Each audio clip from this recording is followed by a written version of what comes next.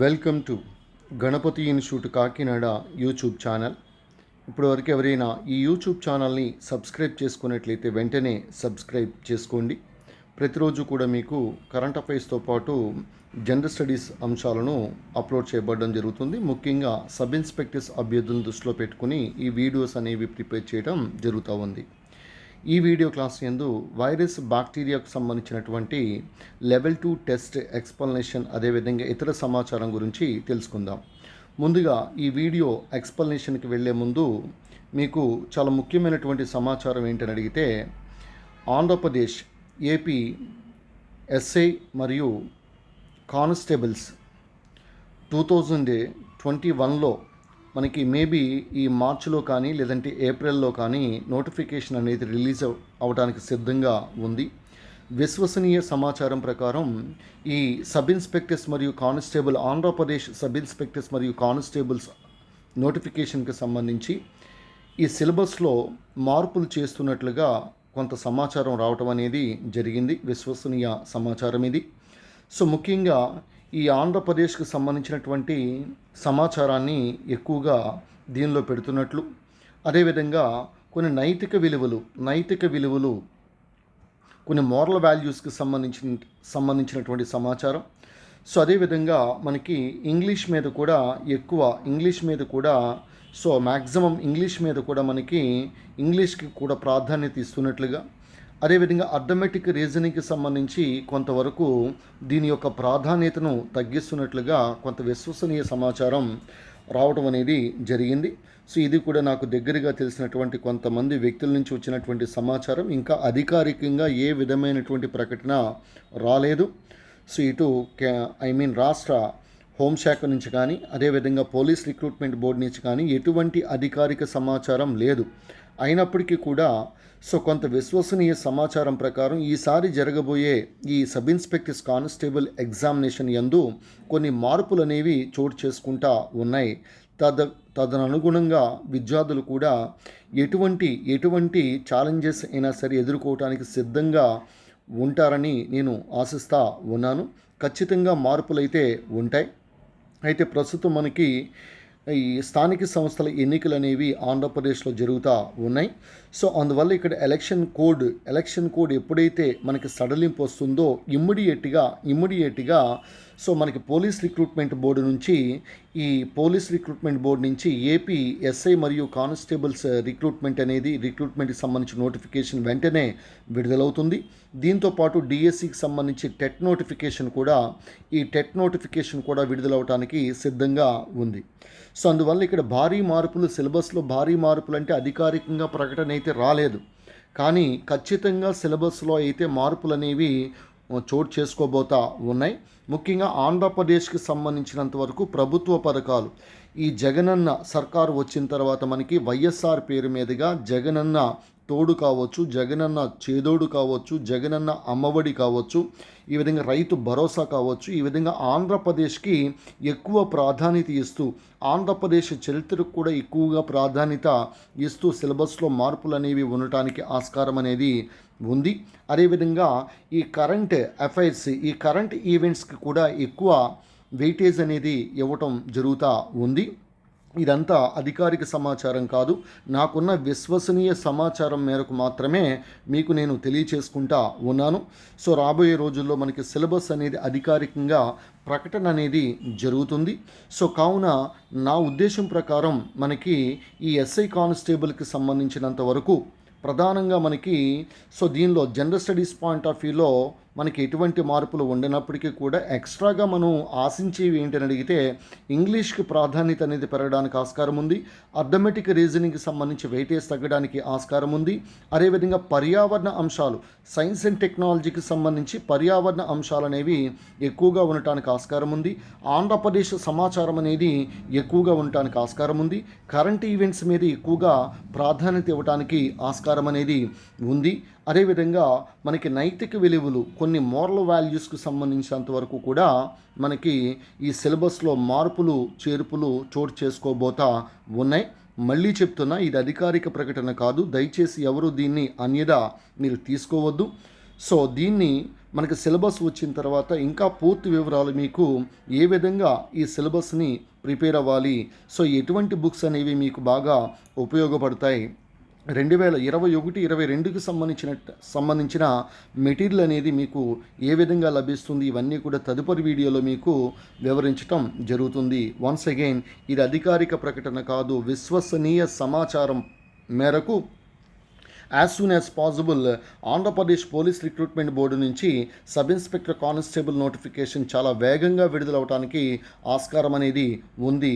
So చాలా వేగంగా పావులు కదుపుతా ఉన్నారు. అందువల్ల మీరు ఈ సిలబస్ వచ్చిన తర్వాత ఆటోమేటిక్గా మీకు ఫుల్ అప్డేట్స్ అనేవి తెలుస్తాయి. ఏమైనప్పటికీ కూడా మీరు ప్రజెంట్ యాజ్ ఆఫ్ నవ్ అయితే ఆంధ్రప్రదేశ్ సమాచారానికి ఎక్కువగా మీరు వెయిటేజ్ ఇవ్వండి. కరెంట్ అఫైర్స్ కూడా ఎక్కువ వెయిటేజ్ అనేది ఇవ్వండి. ఇంగ్లీష్ కూడా ఎక్కువ వెయిటేజ్ ఇవ్వండి. జనరల్ స్టడీస్ను కూడా కూలంకుషంగా చదవటానికి ఎక్కువగా మీరు ఇంపార్టెన్స్ ఇస్తారని నేను ఆశిస్తూ ఉన్నాను. సో ఇది కేవలం నాకు సంబంధించి కొంతమంది వ్యక్తుల నుంచి వచ్చినటువంటి సమాచారాన్ని మీకు నేను షేర్ చేసుకుంటా ఉన్నాను. విద్యార్థులను కన్ఫ్యూజ్ చేయడానికి నేనైతే ఈ వీడియో చేయడం లేదు. సో తప్పకుండా సిలబస్లో మార్పులు అనేవి చోటు చేసుకోబోతా ఉన్నాయి.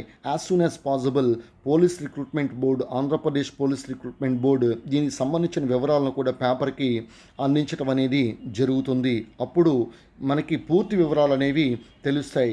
మీరు మానసికంగా సిద్ధపడి ఉండటం కోసం మాత్రమే నేను ఈ విధంగా మీకు ఈ సిలబస్లో మార్పులు చోటు చేసుకోబోతున్నాయి, ఫ్లాష్ న్యూస్ అని మీకు చెప్పడం అనేది జరుగుతూ ఉంది. మరొకసారి చెప్తున్నా, ఆంధ్రప్రదేశ్ సమాచారం మీద బాగా మీరు, ఎందుకంటే రోజు మీరు ఈనాడు పేపర్ కనుక చదివినట్లయితే ఈ సమాచారం అంతా కూడా మీకు దీనిలోనే నిక్షిప్తమై ఉంటుంది. అదేవిధంగా గణపతి ఇన్స్టిట్యూట్లో ఇచ్చే కరెంట్ అఫైర్స్ పీడిఎఫ్లు, కరెంట్ అఫైర్స్ ఈ రోజువారీ సమాచారం మీకు చాలా బాగా ఉపయోగపడుతుంది. అదేవిధంగా ఈ జనరల్ సైన్స్ మరియు సైన్స్ అండ్ టెక్నాలజీ, పర్యావరణ అంశాలు అనేవి ఈసారి ఎక్కువ వెయిటేజ్ అనేది ఉండడానికి ఆస్కారం ఉంది. అదేవిధంగా ఇంగ్లీష్కి చాలా ప్రాధాన్యత అనేది ఇవ్వడానికి ఆస్కారం అనేది ఉంది. అర్థమెటిక్ రీజనింగ్ సంబంధించి కాస్త దీని వెయిటేజ్ని కూడా తగ్గించడానికి, ముఖ్యంగా సబ్ ఇన్స్పెక్టర్ లాంటి ఎగ్జామినేషన్లో దీని యొక్క వెయిటేజ్ని కూడా తగ్గించేందుకు సర్కారు పావులు కదుపుతా ఉంది. మరింత సమాచారం మీకు ఎప్పుడైనా సిలబస్ మనకి గనక అనౌన్స్మెంట్ వచ్చిన తర్వాత కానీ, లేదా ఇంకా విశ్వసనీయ సమాచారం ప్రకారం ఏవైనా మార్పులు చేర్పులు కనుక చోటు చేసుకున్నట్లయితే మీకు తప్పకుండా నేను తెలియచేస్తాను. This is Ganapati sir from Ganapati institute, Kakinada, Andhra Pradesh. So కాబట్టి ఈ దేనైనా సరే మీరు ప్రాబ్లంగా చూడకుండా ఆ సమస్యను ఒక ఛాలెంజ్గా కనుక తీసుకున్నట్లయితే మీరు బెంబేలెత్తకుండా సో నీట్గా ప్రశాంతంగా మనకి జనరల్ స్టడీస్, అదేవిధంగా కరెంట్ అఫైర్స్, ఇంగ్లీష్, సో ముందు వీటిని మీరు బాగా కంప్లీట్ చేసుకున్నట్లయితే తదుపరి అర్థమెటిక్ రీజనింగ్ ఎలాగా మనకి ఈజీగా ఉంటుంది. ఇక అర్థమెటిక్ మీద తదుపరి ఫోకస్ చేసుకోవడానికి బాగుంటుంది. సో కాబట్టి ఇప్పుడు గ్రామీణ ప్రాంతం నుంచి వచ్చే విద్యార్థులు ఇంగ్లీష్ మీద ఎక్కువగా కాన్సన్ట్రేషన్ చేయాల్సినటువంటి పని ఉంది. అలాగే ఆంధ్రప్రదేశ్ సమాచారం, నెక్స్ట్ కరెంట్ అఫైర్స్ మీద కూడా, అలాగే సైన్స్ అండ్ టెక్నాలజీ పార్ట్ మీద కూడా మీరు బాగా కాన్సన్ట్రేట్ చేయాల్సినటువంటి అవసరం ఉంది. వన్స్ అగైన్ ఇది అధికారిక ప్రకటన కాదు, విశ్వసనీయ సమాచారం ప్రకారం మాత్రమే మీకు తెలియచేసుకుంటా ఉన్నాను. సో కావున ఇటువంటి ఏవైనా అప్డేట్స్ కనుక వచ్చినట్లయితే ఈ అప్డేట్స్కి అనుగుణంగా గణపతి ఇన్స్టిట్యూట్లో మీకు అత్యద్భుతమైనటువంటి మెటీరియల్ 2022కు సంబంధించినటువంటి మెటీరియల్ని ఇప్పుడే మనం సిద్ధం చేయడం అనేది జరుగుతూ ఉంది. సో కావున ఇక్కడ గణపతి ఇన్స్టిట్యూట్లో లభించే జీకే మెటీరియల్ కానీ, అదేవిధంగా ఈ కరెంట్ అఫైర్స్ మెటీరియల్ కానీ, అర్థమెటిక్ రీజనింగ్ కానీ, అదేవిధంగా ఇంగ్లీష్ కానీ, సో ముఖ్యంగా టాపిక్ వైజ్ డైలీ టెస్ట్లు, ఈ టాపిక్ వైజ్ డైలీ టెస్ట్లు అనేవి మీ దగ్గర ఉన్నట్లయితే ఉద్యోగం అనేది మీ సొంతం అవుతుంది. సో ఉదాహరణకి మనం ఈ వీడియో క్లాస్ యందు వైరస్ బ్యాక్టీరియాకి సంబంధించినటువంటి గణపతి ఇన్స్టిట్యూట్లో, మా ఇన్స్టిట్యూట్లో కండక్ట్ చేసినటువంటి ఈ ఎగ్జామ్కి సంబంధించిన సమాచారం మీతో నేను షేర్ చేసుకోబోతా ఉన్నాను. క్వశ్చన్ నెంబర్ 1, సరికాని జతను గుర్తించండి. Which of the following is not A correct పేరు అని అడగడం జరిగింది. సరికాని జత సరి అయినదా లేదా సరికానిదో జాగ్రత్తగా చూసుకోవాలి. మన first question, father of virology అని స్టాన్లీని పిలుస్తాం, ఇది రైటే. వైరస్ను కనుగొన్నది ఐవనోవిస్కీ, రైటే. వైరస్ను కంటాజియం వైవం ఫ్లూయిడమ్ అని పేర్కొనేది బైజెరింగ్, ఇది కూడా రైటే. వైరస్లు వైకల్పిక పరాన్నజీవులు, ఇది ఫ్యాకల్టేటివ్ పారాసైట్స్ కాదు, ఆబ్లిగేట్ పారాసైట్స్ అంటాం. అంటే ఆతిథేయి లభించినప్పుడు ఆతిథేయి శరీరంలో ఆతిథేయి లేనప్పుడు శరీరం బయట ఆతిథేయ శరీరం బయట నిర్జీవంగా కూడా ఇవి జీవిస్తూ ఉంటాయి. అందువల్ల ఇక్కడ మనకి సజీవులకి మరియు నిర్జీవులకి మధ్య సంధానకర్తలు ఎవరని అడిగేసరికి వైరస్లు. కాబట్టి ఇక్కడ వైరస్లు అనేవి వైకల్పిక పరాన్నజీవులు కాదు, అవికల్పిక పరాన్నజీవులు. సో అవికల్పిక పరాన్నజీవులు, వీటిని ఆబ్లిగేట్ పారాసైట్స్ అని పిలుస్తాం. ఆతిథేయి ఉన్నప్పుడు ఆతిథేయిలో తన సంఖ్యను మల్టిప్లై చేసుకుంటుంది. ఆతిథేయి లేనప్పుడు శరీరం బయట ఒక నిర్జీవ వైరస్ రేణువుని విరియాన్ అని పిలుస్తాం. నిర్జీవ వైరస్ రేణువునే విరియాన్ రూపంలో బయట అనేది ఉంటుంది. కావున వైరస్ అనేది it is connect link between living and non living థింగ్స్గా మనం చెప్పవచ్చు. So answer is 4th one. Next question number 2. అతిపెద్ద వైరస్ వ్యాక్సీనియా వైరస్ అంటాం. అతిపెద్ద వైరస్ వ్యాక్సీనియా, ముఖ్యంగా కౌపాక్స్ వ్యాధిని కలిగించే వైరస్సే ఈ వ్యాక్సీనియా. మరి అతి చిన్న virus foot and mouth disease virus అని పిలుస్తాం, ఇది కూడా రైటే. నిర్జీవ వైరస్ రేణువుని విరియాన్ అని పిలుస్తాం, ఇది కూడా రైటే. తొలిసారిగా కనుగొన్న వైరస్ కాలీఫ్లవర్ మొజాయిక్ వైరస్ కాదు, టీఎంవి వైరస్. ఈ టీఎంవి వైరస్ని స్ఫటికీకరించినటువంటి శాస్త్రవేత్త స్టాన్లీగా మనం గుర్తుపెట్టుకోవచ్చు, Stanley. So tobacco mosaic virus అని పిలుస్తాం, ఈ టొబాకో మొజాయిక్ వైరస్ని స్ఫటికీకరించినటువంటి శాస్త్రవేత్త ఎవరనేసరికి స్టాన్లీ అని పిలుస్తాం. ఈ టొబాకో మొజాయిక్ వైరస్లో జనరల్గా ఆర్ఎన్ఏ జన్యు పదార్థంగా ఉంటుంది, రైబోన్యూక్లిక్ యాసిడ్ అని పిలుస్తాం. సో ఉదాహరణకి మనం రెట్రోవైరస్, ఎయిడ్స్ని కలిగించే వైరస్ రెట్రోవైరస్, అదేవిధంగా పోలియో వైరస్ ఎంటిరో వైరస్ అంటాం. ఈ రెట్రోవైరస్, పోలియో వైరస్లో కూడా మనం ఆర్ఎన్ఏని చూడవచ్చు. సో కాబట్టి ఇక్కడ ఆన్సర్ 4th one అవుతుంది. తొలిసారిగా కనుగొన్న వైరస్ సిఎంవి కాదు, TMV, tobacco mosaic virus. Next జతపరచము, బ్యాక్టీరియోఫేజ్ అన్నాం. బ్యాక్టీరియోఫేజ్ అంటే బ్యాక్టీరియాపై దాడి చేసే virus. Bacteriophage is not a bacteria.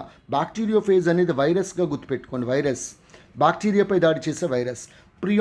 ఈ ప్రియాన్ అంటే కేవలం ఏంటని అడిగితే ఈ క్యాప్సిడ్ మాత్రమే కలిగి ఉంటుంది. ఇప్పుడు ఒక వైరస్ పార్టికల్ కనుక తీసుకున్నప్పుడు ఇది కేంద్రకామ్లం ఉంటే డిఎన్ఏ కానీ లేదా ఆర్ఎన్ఏ కానీ ఉంటుంది, చుట్టూ మనకి క్యాప్సిడ్ ఉంటుంది, ఇది క్యాప్సిడ్ అని పిలుస్తాం, ప్రోటీన్ తొడుగు. అందువల్ల ప్రియాన్లో క్యాప్సిడ్ మాత్రమే ఉంటుంది, లోపల ఈ కేంద్రకామ్లం అనేది ఉండదు. సో అలాంటి దాన్ని ప్రియాన్ అని పిలుస్తాం. ఇక విరియాడ్ అంటే దీనిలో మనకి చుట్టూ క్యాప్సిడ్ అనేది ఉండదు, లోపల కేంద్రకాంలో మాత్రమే ఉంటుంది. కేంద్రకాంలో మాత్రమే ఉన్నట్లయితే దాన్ని విరియాడ్ అంటాం. అదే మనకి ప్రోటీన్ తొడుగు మాత్రమే ఉన్నట్లయితే దాన్ని ప్రియాన్ అని పిలుస్తాం. ఇక సైనోఫేజ్ అంటే నీలి ఆకుపచ్చని శైవలాలపై దాడి చేసే virus. Cyanophage attack on blue green algae. ఈ బ్లూ గ్రీన్ ఆల్గే అయినటువంటి సైనోబాక్టీరియా అని పిలుస్తాం. వాటిని నాస్టాక్ మరియు అనబినా ఇలాంటి వాటిపై దాడి చేసే వైరస్లని సైనోఫేజ్లని పిలుస్తాం. సో కాబట్టి బ్యాక్టీరియోఫేజ్ అంటే బ్యాక్టీరియాపై దాడి చేసే వైరస్. ఇక్కడ option this one is the right answer. Next question number 4. సరి అయిన వ్యాఖ్యలను గుర్తించండి. జంతువులపై దాడి చేసే వైరస్లో డిఎన్ఏ ఉండును, ఇది రైటే. మొక్కలపై దాడి చేసే వైరస్లో ఆర్ఎన్ఏ ఉండును, అనేది ఉంటుంది. నెక్స్ట్ ఎంటిరో రెట్రో టీఎంవి వైరస్లు ఎందు ఆర్ఎన్ఏ ఉండును, ఇది కూడా రైటే. కానీ ఇక్కడ జంతువులపై దాడి చేసే వైరస్లో డిఎన్ఏ ఉండును అన్నాం, కానీ పోలియో వైరస్ అంటే ఎంట్రో వైరస్లో ఏముంటుంది, ఆర్ఎన్ఏ ఉంటుంది. హెచ్ఐవి వైరస్ రెట్రో వైరస్లో ఏముంటుంది, హెచ్ఐవి వైరస్లో రెట్రో వైరస్లో ఆర్ఎన్ఏ ఉంటుంది, ఇది ఎక్సెప్షన్ అనమాట. Next intro retro TMV virus లేని ఆర్ఎన్ఏ ఉంది, ఇది right answer. CMV cauliflower mosaic virus. ఈ కాలీఫ్లవర్ మొజాయిక్ వైరస్ దేనిపై దాడి చేస్తుంది, మొక్కలపై దాడి చేస్తుంది. మరి మొక్కలపై దాడి చేసే వైరస్లు ఏముండాలి, ఆర్ఎన్ఏ ఉండాలి. కానీ సిఎంవిలో మటుకు ఆర్ఎన్ఏ ఉండదు, ఏముంటుంది, డిఎన్ఏ ఉంటుంది, ఇది ఎక్సెప్షన్. కాలీఫ్లవర్ మొజాయిక్ వైరస్లో ఆర్ఎన్ఏ ఉండదు, డిఎన్ఏ ఉంటుంది. బ్యాక్టీరియోఫేజ్లో ఆర్ఎన్ఏ ఉండును అని చెప్పేసి ఇవ్వటం జరిగింది. ఆర్ఎన్ఏ. ఈ ఆర్ఎన్ఏ అంటే దీన్ని జనరల్గా మనం ఏ విధంగా పిలుస్తాం, బ్యాక్టీరియోఫేజ్ అంటే ఏంటి, బ్యాక్టీరియోఫేజ్ అంటే బ్యాక్టీరియాపై దాడి చేసే వైరస్. సో దీనిలో మనకి బ్యాక్టీరియోఫేజ్లో ఏముంటుందని అడిగితే డిఎన్ఏ ఉంటుంది, డబుల్ స్టాండర్డ్ డిఎన్ఏ. ఇక్కడ కొద్దిగా కరెక్షన్ చూసుకోండి. కాబట్టి ఇక్కడ రైట్ ఆన్సర్లు ఏమవుతున్నాయి? 1, 2, నెక్స్ట్ 3, నెక్స్ట్ ఇది అంటే A B C E. A B C E, this one is the right answer. ఇక్కడ మీరు డి పెట్టుకుంటే బ్యాక్టీరియా ఫేజ్లో డబుల్ స్టాండర్డ్ డిఎన్ఏ ఉంటుంది, ఇది రైట్. నెక్స్ట్ సరి అయిన వ్యాఖ్యను గుర్తించండి. వైరస్లు యందు కణ నిర్మాణం లేదు. Yes, they don't have any cell organisation. కణ నిర్మాణం లేదు. వైరస్లు శ్వాసక్రియ జరపలేవు. ఎస్, వైరస్లు సజీవులకు నిర్జీవులకు మధ్య సంధానకర్తలు, కాబట్టి అన్నీ రైట్ ఆన్సర్. ఎలక్ట్రాన్ మైక్రోస్కోప్ని కనుగొన్నది ఎవరిని అడిగితే నాల్ మరియు రుస్కా. మనకి సంయుక్త సూక్ష్మదర్శిని ఉంది, దాన్ని మనం కాంపౌండ్ మైక్రోస్కోప్ అని పిలుస్తాం. దీన్ని కనిపెట్టిన వాడు జకేరియస్ జాన్సన్గా గుర్తుపెట్టుకోండి. జకేరియస్ జాన్సన్. ఫాదర్ ఆఫ్ మైక్రోస్కోపీ అంటే యాంటోనీ వాన్ లీవెన్హాక్. రాబర్ట్ హుక్ అనేవాడు కణాన్ని కనిపెట్టాడు. మైక్రోగ్రాఫీ అనే పుస్తకాన్ని కూడా రాశాడు. Next question number 7. జతపరచుము. మైకోఫేజులు అంటే శిలీంధ్రాలపై దాడి చేసే వైరస్.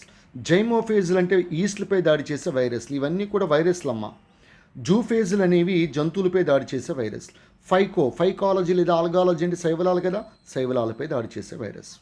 కాబట్టి ఆన్సర్ ఏమవుతుంది? మైకోఫేజులు శిలీంధ్రాలు, కాబట్టి ఇక్కడ థర్డ్ వన్ దీనివల్ల. అంటువ్యాధుల చట్టం ఎపిడమిక్ డిసీజెస్ యాక్ట్ చేయబడిన సంవత్సరం ఇది 1897. మొన్నే మనకి 2020 సెప్టెంబర్ 28వ తారీఖున దీన్ని ర్యాబిస్ దినోత్సవం గుర్తుపెట్టుకోండి. సెప్టెంబర్ 28వ తారీఖున ఈ అంటువ్యాధుల చట్టానికి సవరణ చేయటం, అమెండ్మెంట్ చేయడానికి కూడా గమనించాలి. క్రిమి సిద్ధాంతము లేకపోతే జెర్మ్ థియరీ ఆఫ్ డిసీజ్ను ప్రతిపాదించింది ఎవరని అడిగితే క్రిమి సిద్ధాంతం లేదా జెర్మ్ థియరీ ఆఫ్ డిసీజ్ అనేసరికి లూయి పాస్చర్ గుర్తుపెట్టుకోవాలి. Louis Pasteur. మరి రాబర్ట్ కోచ్ ఎవరు? కలరా మరియు క్షయ క్రిములు కనుగొన్నవాడు.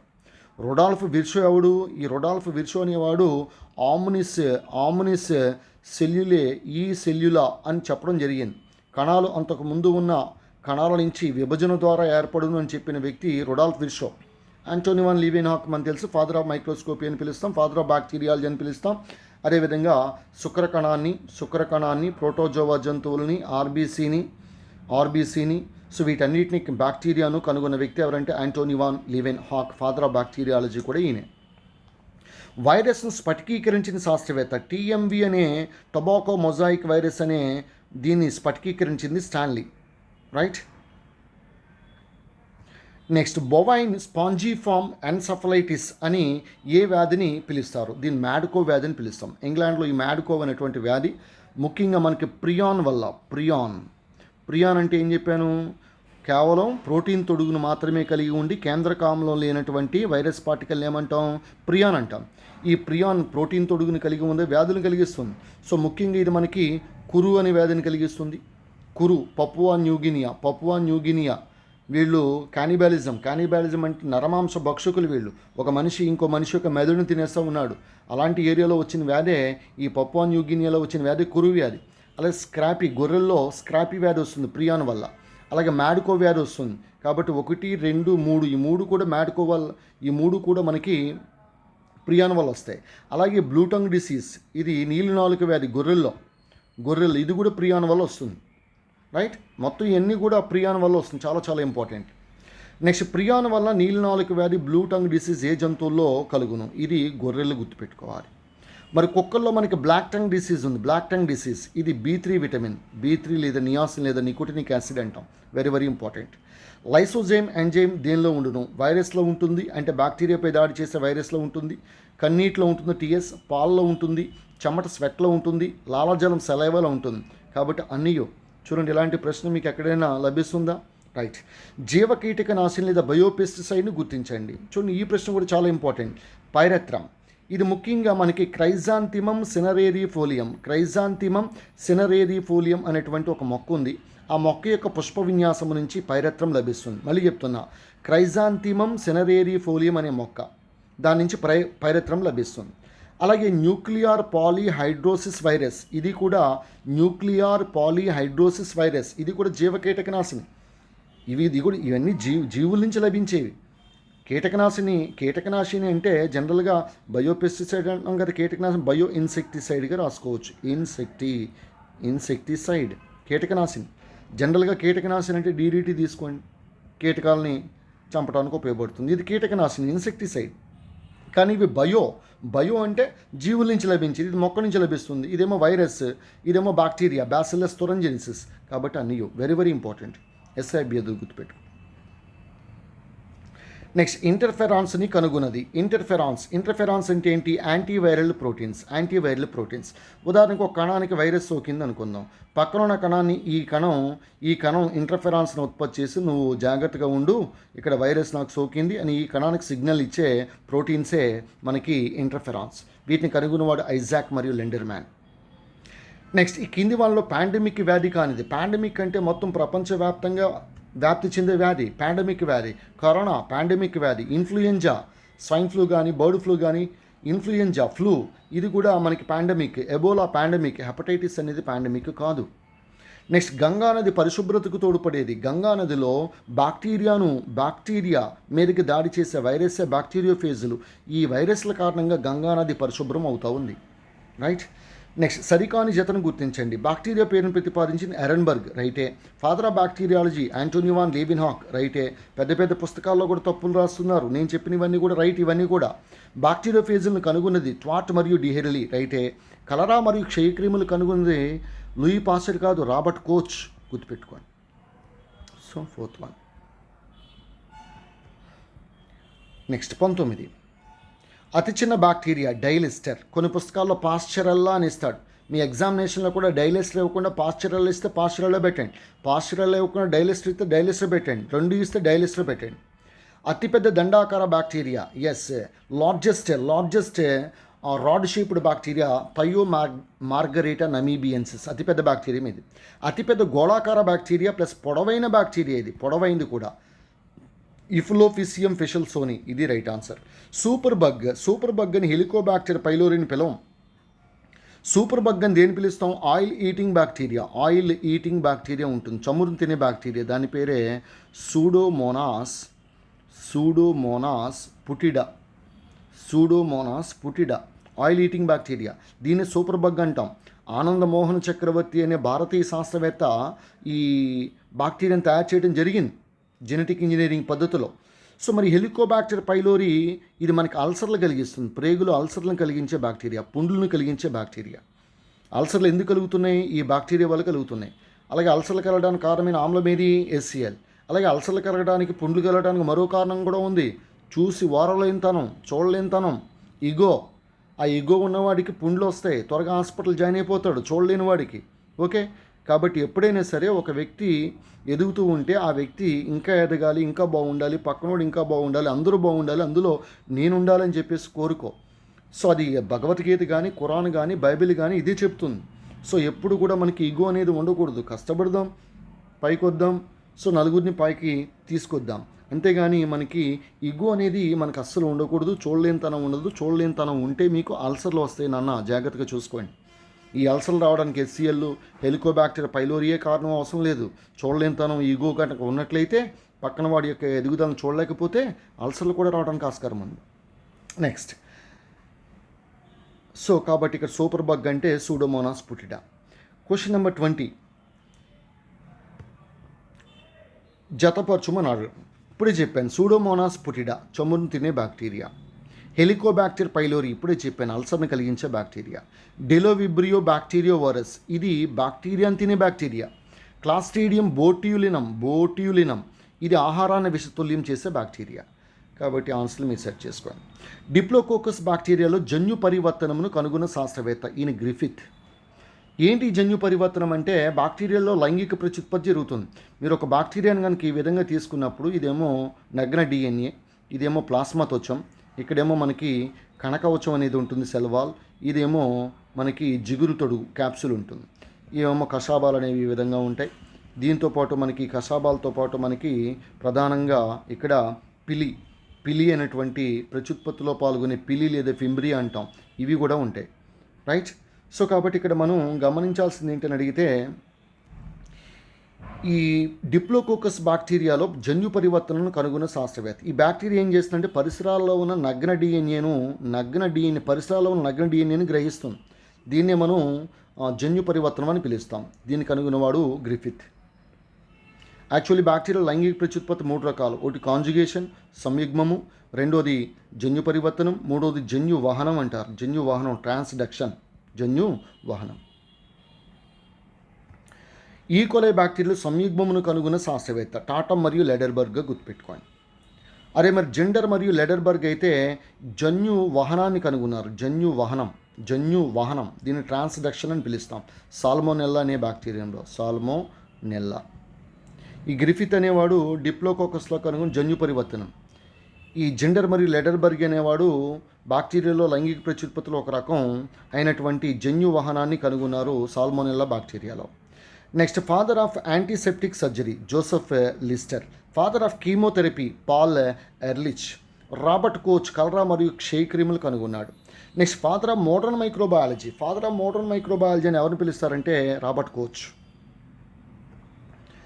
నెక్స్ట్, జీవ ప్రపంచంలో అతి చిన్న కణము, అతి చిన్న జీవులు మైకోప్లాస్మా. వీటిని మనం పీపీఎల్ఓ అంటారు. PPLO pleuro pneumonia like organisms. వృక్షరాజ్యం యొక్క జోకర్లు, వృక్షరాజ్యం యొక్క జోకర్లుగా పిలవచ్చు. Jokers of the microbial park, jokers of the biological పార్క్గా కూడా పిలవచ్చు. సింపుల్గా వృక్షరాజ్యం యొక్క జోకర్స్ ఆఫ్ ది ప్లాంట్ కింగ్డమ్గా గుర్తుపెట్టుకోండి. మైకోప్లాస్మా. టైఫస్ క్యూ జ్వరంను కలిగించేవి రికెట్సియా అని పిలుస్తాం. రికెట్సియా టైఫస్ మరియు క్యూ జ్వరం. వీటికి గల కారణాలు ఏంటని అడిగితే మనకి పేలు, లైస్ ఉంటాయి కదా, పేలు, నల్లులు, వీటి ద్వారా ఈ రికెట్సియా అనేటువంటి ఈ మొనీరా అనేటువంటి రాజ్యం ఉంది. మొనీరా 5 రాజ్యాల వర్గీకరణ ప్రవేశపెట్టింది ఎవరు? RH Whittaker. దీని ప్రకారం ఎన్ని రాజ్యాలు ఉన్నాయి? 1 మొనీరా, 2 ప్రొటిస్టా, 3 ఫంగై, 4 ప్లాంటే, 5 యానిమేలియే. ఈ మొనీరా రాజ్యం ఉంది కదా, ఈ మొనీరా రాజ్యంలో సైనోబాక్టీరియా, ఆర్కేబాక్టీరియా, స్పైరోకీట్స్, రికెట్సియా ఇవన్నీ బ్యాక్టీరియా, ఇవన్నీ మొనీరా కిందకు వస్తాయి. కేంద్రక పూర్వజీవులు, ఏకకణ కేంద్రక పూర్వజీవులు. ఇప్పుడు బ్యాక్టీరియాని ఈ విధంగా తీసుకున్నప్పుడు లోపల ఇక్కడ నగ్న క్రోమోజోమ్, ఒకే క్రోమోజోమ్ ఉంటుంది, నగ్న డిఎన్ఏ. చుట్టూ మనకి కేంద్రక త్వచం ఉండదు. ఇలా కేంద్రక త్వచం లేకుండా ఇక్కడ నగ్న డిఎన్ఏ కనుక ఉన్నట్లయితే దాన్ని న్యూక్లియాయిడ్ అంటారు. బ్యాక్టీరియాలో ఉన్న క్రోమోజోమును న్యూక్లియాయిడ్ అంటారు. బ్యాక్టీరియాలో ఉన్నటువంటి జన్యు పదార్థం ఇది. మరి ఇక టైఫస్ క్యూ జ్వరాన్ని కలిగించేది రికెట్సియా అని గుర్తుపెట్టుకోండి. రికెట్సియా అనేది ఇది కూడా ఏంటని అడిగితే మొనీరా రాజ్యానికి చెందినటువంటి ఒక బ్యాక్టీరియా లాంటి జంతువులు, ఈ బ్యాక్టీరియా లాంటి జీవులు రికెట్సియా. యాక్చువల్లీ బ్యాక్టీరియాని మొక్కల్లో వర్గీకరించుకుంటాం. మొక్కల లక్షణాలు ఉంటాయి బ్యాక్టీరియాలో కణకవచం ఉంటుంది కదా, సెల్వాల్ ఉంటుంది, కణకవచం. అందువల్ల మొక్కల్లో వర్గీకరించుకుంటాం. బ్యాక్టీరియా ఏ తరగతికి చెందిందంటే సైజోమైసిటిస్ అంటారు. సైజోమైసిటిస్ అనే తరగతికి చెందింది బ్యాక్టీరియా. బ్యాక్టీరియాలు క్రోమోజోముల సంఖ్య 1. నెక్స్ట్, దండాకార బ్యాక్టీరియా అంటే బ్యాసిల్లై అంటాం. గోళాకార బ్యాక్టీరియా అంటే రాడ్ షేప్డ్. రాడ్ అంటే ఎలా ఉంటుంది? ఇలా ఉంటుంది రాడ్ షేప్. గుండ్రంగా అంటే కోక ఇలా ఉంటుంది. కామ అంటే ఇలా ఉంటుంది విబ్రియో.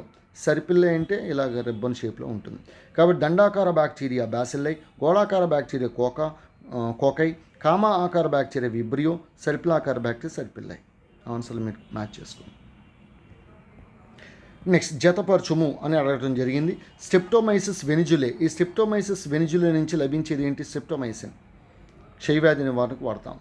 నైట్రోజోమోనాస్ అనేది నత్రీకరణ బ్యాక్టీరియా అనేది ఇది ఏం చేస్తుంది? నత్రీకరణ బ్యాక్టీరియా సింపుల్గా నైట్రోజన్ని NO2 మైనస్ NO3 మైనస్ నైట్రేట్లుగా మారుస్తుంది. మిథనోకోకస్ మీథేన్ ఉత్పత్తి చేసే బ్యాక్టీరియా. మిథనోకోకస్, మిథనోబాసిల్లస్ రెండు కూడా. ఆగ్రోబాక్టీరియం చోమోఫేషియస్ ఇది జెనెటిక్ ఇంజనీరింగ్లో వాహకంగా పనిచేస్తుంది. Vector in genetic engineering. Agrobacterium tumefaciens very important, match చేసుకోండి. నెక్స్ట్, మొనీరా రాజ్యంలో చేర్చిన జీవులు. మొనీరా కింగ్డమ్లో ఇప్పుడే చెప్పాను బ్యాక్టీరియా, సైనోబాక్టీరియా లేదా నీలి ఆకుపచ్చని శైవలాలు. ఉదాహరణకు నాస్టాక్ మరియు అనబెనా, ఈ రెండు కూడా జీవ ఎరువులే. మైకోప్లాస్మా పీపీఎల్ఓ అంటారు. ప్లూరోనిమోనియా లైక్ ఆర్గనిజమ్స్. జీవ సామ్రాజ్యంలో అతి చిన్న జీవులు, అతి చిన్న కణం, కాబట్టి ఇక్కడ అన్నీ. నెక్స్ట్, బ్యాక్టీరియా కణకవచంలో ఈ బ్యాక్టీరియా కనుక మనం తీసుకున్నప్పుడు దీనిలో ఇది ప్లాస్మా త్వచం. మరి చుట్టూ ఏముంటుందంటే ఇక్కడ మనకి ఈ విధంగా కణకవచం ఉంటుంది. ఈ కణకవచం సెల్వాల్ ఉంటాం, మొక్కల లక్షణం కదా. కాబట్టి ఈ కణకవచంలో ఏమేమి ఉంటాయి? మ్యూరామిక్ ఆమ్లం ఉంటుంది, పెప్టైడోగ్లైకాన్ ఉంటుంది, మ్యూకోపెప్టైడ్ ఉంటుంది. కాబట్టి అన్నీ very important. Question number 31 very important. బాక్టీరియాలో ప్రత్యుత్పత్తికి సహాయపడే నిర్మాణాలు పిలి అని పిలుస్తాం. బాక్టీరియాలో రైబోజోముల రకం 70S. మనకి బాక్టీరియాలో చూడండి, ఇక్కడ ఒకే ఒక క్రోమోజోమ్ ఉంది, మనకి రైబోజోమ్లు ఉంటాయి కణద్రవ్యంలో. ఇంకా మనకి మైటోకాండ్రియా కానీ, గాల్జీ సంక్లిష్టం కానీ, ఎండోప్లాజ్మిక్ రెటిక్యులం అంతర్జీవ ద్రవ్యజాలం కానీ కణాంగాలు ఏమీ ఉండవు. కానీ ఇక్కడ ఈ ప్లాస్మా త్వచం ఉంది కదా, ఇక్కడ మనకి ఈ ప్లాస్మా త్వచం ఈ విధంగా ముడతలు పడుతుంది. ఈ విధంగా ముడతలు పడినప్పుడు ఈ ఈ ఒక కణాంగం లాగా ఏర్పడుతుంది. దీన్ని ఏమంటారంటే మీసోజోమ్ అంటారు. ఈ మీసోజోములు కణ శ్వాసక్రియకి తోడ్పడతాయి. కణ శ్వాసక్రియ. ఈ మీసోజోములు తప్ప, రైబోజోములు తప్ప ఇంకేం ఉండవు. ఓకే, అంటే మైటోకాండ్రియా, గాల్జీ సంక్లిష్టం, ఎండోప్లాజ్మిక్ రెటిక్యులం రైబోజోమ్లు ఉంటాయి. ప్రోటీన్ ఫ్యాక్టరీస్ అనేటువంటి రైబోజోమ్స్ ఉంటాయి. అవి కూడా 70S రైబోజోమ్. ఇక్కడ ఎస్ అంటే స్వెడ్బర్గ్ అంటారు. స్వెడ్బర్గ్. మీకు తెలుసు కదా రైబోజోమ్ల యొక్క ఉపప్రమాణాలు. ఇదొక చిన్న ఉపప్రమాణం, ఇదొక పెద్ద ఉపప్రమాణం. సో ఈ రెండు ఉపప్రమాణాలను కలిపే అయాన్ ఏదంటే మెగ్నీషియం అయాన్. ఇది కూడా ఇంపార్టెంట్. నెక్స్ట్, బ్యాక్టీరియా కషాబంలో గల ప్రోటీన్. బ్యాక్టీరియా కషాబంలో ఉన్నటువంటి ప్రోటీన్ మనకి ఫ్లాజెల్లిన్. బ్యాక్టీరియా కషాబంలో ఉన్నటువంటి ప్రోటీన్ ఏదంటే ఫ్లాజెల్లిన్. సూక్ష్మనాళికలు మైక్రోట్యూబ్యూల్స్లో ఉన్న ప్రోటీన్ ట్యూబిలిన్. కెరాటిన్ చర్మంలో ఉన్న ప్రోటీన్. చర్మము, వెంట్రుకలు, గోళ్ళు, గిట్లు, ఏకలు వీటిలో కెరాటిన్. ఆసిన్ ఎముకలో ఉన్న ప్రోటీన్. కాబట్టి రైట్ ఆన్సర్ ఫ్లాజెల్లిన్. ట్యూబిలిన్ సూక్ష్మనాళికల్లో ఉంటుంది. సల్ఫర్ బ్యాక్టీరియా ఇది బ్యాగియోటా. ఇక్కడ క్లోరోబియం ఫోటోసింథటిక్ బ్యాక్టీరియా, కిరణజన్య సంయోక్రియ జరిపే బ్యాక్టీరియా, పాలను పెరుగుగా మార్చే బ్యాక్టీరియా. Nitrobacter నత్రీకరణ bacteria. కాబట్టి సల్ఫర్ని ఎనర్జీగా తీసుకునే బ్యాక్టీరియా బాగియోటా. నెక్స్ట్, జీవ ఎరువుగా ఉపయోగించే స్వేచ్ఛగా నివసించే బ్యాక్టీరియా. ఇక్కడ చూడండి, ఇవన్నీ కూడా జనరల్గా పరిశీలిస్తే ఇది జీవ ఎరువు, ఇది జీవ ఎరువు, ఇది బ్యాక్టీరియా. దీని నుంచి ఎస్టిక్ ఆమ్లం తయారవుతుంది. ఎస్టోబ్యాక్టీరియా ఎసిటై అంటారు. ఎస్టోబ్యాక్టీరియా ఎసిటై నుంచి ఎస్టిక్ ఆమ్లం. జాంతోమోనాస్ సిట్రై. ఈ జాంతోమోనాస్ సిట్రై అనేది సిట్రస్ కాంకర వ్యాధిని కలిగిస్తుంది. సిట్రస్ కాంకర వ్యాధి, నిమ్మలో సిట్రస్ కాంకర వ్యాధిని కలిగించే బ్యాక్టీరియా ఇది జాంతోమోనాస్ సిట్రై. మరి జాంతోమోనాస్ వరైజే కూడా ఉంది. జాంతోమోనాస్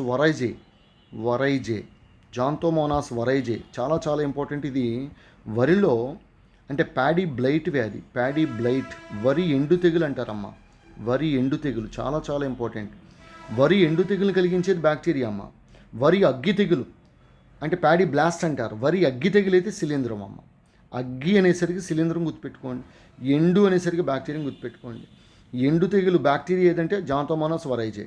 మరి శిలీంధ్రం ఏంటంటే పైరిక్యులేరియా వరైజే. ఈ రెండు బ్యాక్టీరియాలు తప్పనిసరిగా తెలుసుకుని ఎగ్జామ్కి వెళ్ళాలి. జాంతోమోనాస్ వరైజే, పైరిక్యులేరియా వరైజే. సో కాబట్టి జీవ ఎరువుగా ఉపయోగపడి స్వేచ్ఛగా జీవించే బ్యాక్టీరియా అన్నాం. ఇది వాతావరణంలో స్వేచ్ఛగా జీవిస్తుంది అజిటోబ్యాక్టీరియా. మరి రైజోబియం స్వేచ్ఛగా జీవించదు. మనకి లెగ్యుమినేసి కుటుంబం యొక్క వేరుబుడుపుల్లో ఈ పప్పు ధాన్యాలకు వచ్చే వేరుబుడుపులు రైజోబియం అనేది నివసిస్తుంది. సహజీవనం ఉంటుంది కదా. కాబట్టి స్వేచ్ఛగా జీవించేది అజిటోబ్యాక్టీరియా. ఇది జీవ ఎరువే. నాస్టాక్ జీవ ఎరువు, అనబెనా కూడా జీవ ఎరువు, అజొల్లా టెరిడోఫైటా మొక్క వరి పొలాల్లో పెంచుతారు. ఇవన్నీ జీవ ఎరువులు. నెక్స్ట్, వృక్షరాజ్యమేక జోకర్లు ఇప్పుడే చెప్పాను, PPLO. మరి స్పైరోకీట్స్ ఏంటండి ఇక్కడ ఉన్నాయంటే ఇవి కూడా మొనీరా రాజ్యానికి చెందినవే. ఉదాహరణకు ఒక ఎగ్జాంపుల్ చెప్తాను మీకు. ట్రోపోనీమా పాలిడమ్.